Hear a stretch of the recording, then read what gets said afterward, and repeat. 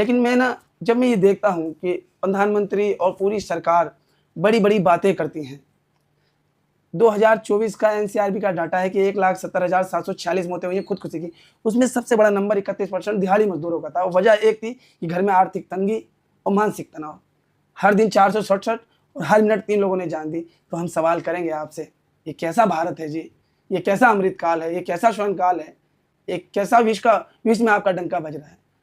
आप महिला सुरक्षा और सम्मान की बात करते हैं। मैं उस भारत से आता हूँ जिस भारत की 13,13,000 महिलाएं गायब हो गई हैं, जिनकी उम्र 10 लाख तो वो हैं जिनके आसपास 18 साल की उम्र रही और बहुत बड़ी संख्या में नाबालिग रही। आपकी कमीज का बटन भी खिंच जाए, सरकार तो पूरी दुनिया में ढूंढ लेता है। आप विपक्षी नेताओं के तहखानों से नोट ढूंढ लेते हैं। ये जिंदा महिलाएं गई कहाँ? आप तो महिला सुरक्षा और सम्मान की बात करते हो और ये नंबर 19, 20, 21 का है। एनसीआरबी का, नेशनल क्राइम ब्यूरो का है, जो भारत सरकार की गृह मंत्रालय से संचालित आंकड़े हैं। तो हम तो पूछेंगे ना जी, एक तो बाजी शिक्षा का निजीकरण अमीरी गरीबी की खाई को कितना बढ़ा रहा है। देखिए, गरीब का बच्चा, मिडिल क्लास का हाई एजुकेशन का सपना बहुत बड़ी चीज़ हो जाती है। जब हम नीट के पेपर को लेकर जब धरने में गए तो मुख्य वजह यही थी कि देश की शिक्षा व्यवस्था को दुरुस्त किया जाए, इसके निजीकरण को कंट्रोल में लाया जाए। समझ रहे हैं?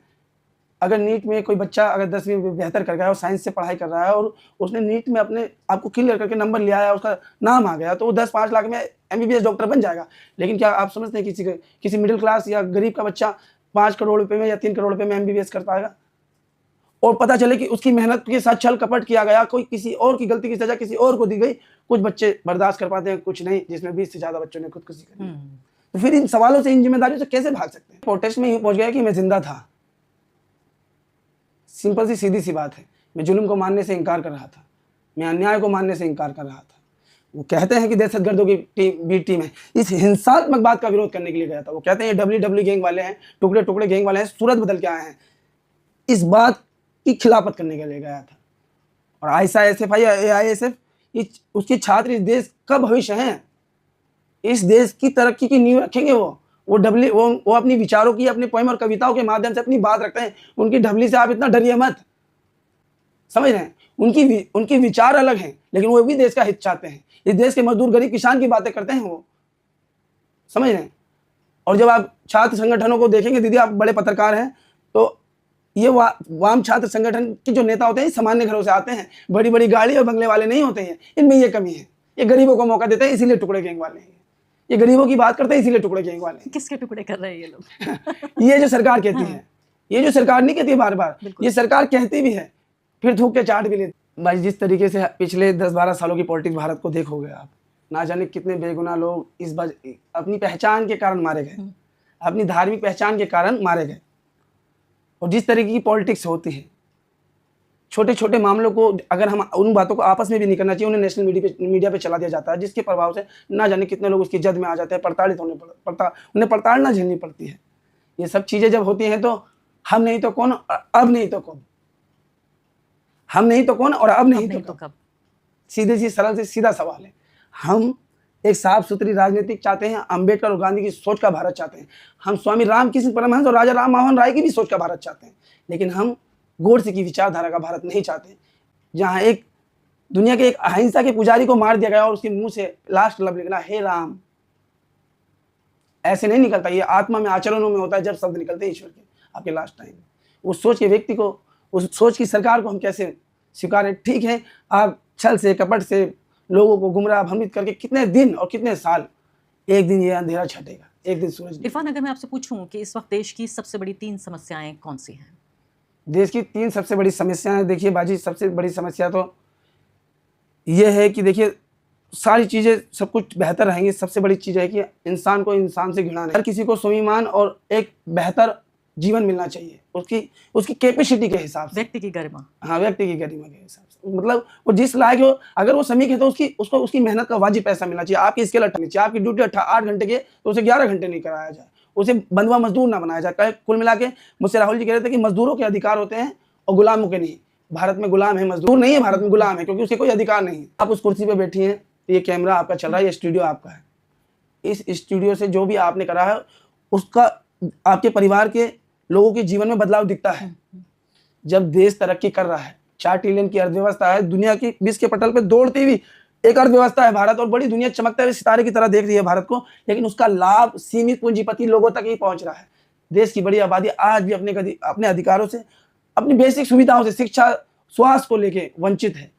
अपनी मेहनत का पैसा उन्हें भी नहीं मिल रहा, गुर्बत में है।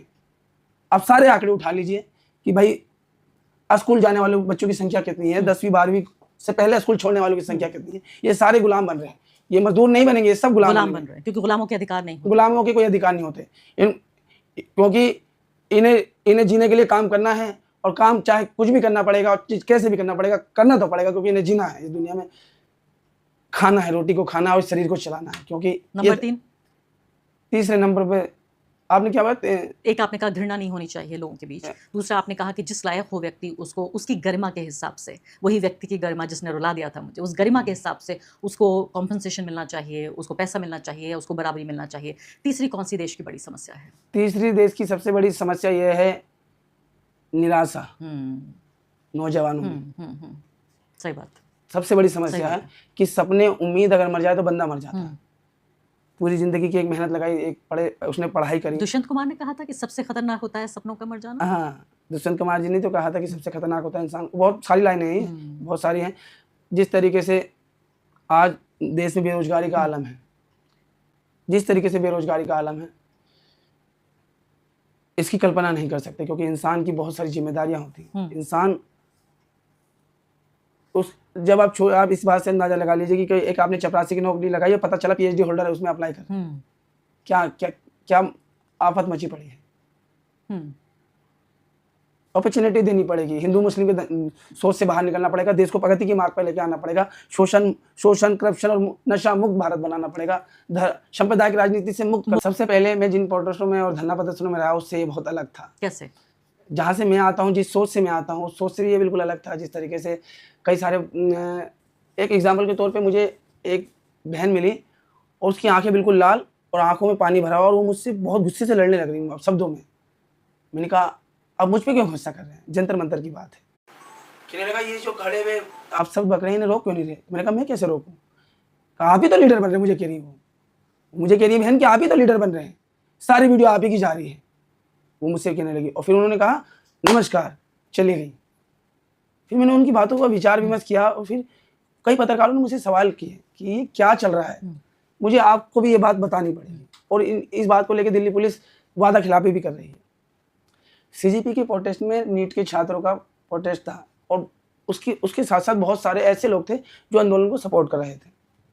वो छात्र नहीं थे लेकिन आंदोलन को सपोर्ट कर रहे थे।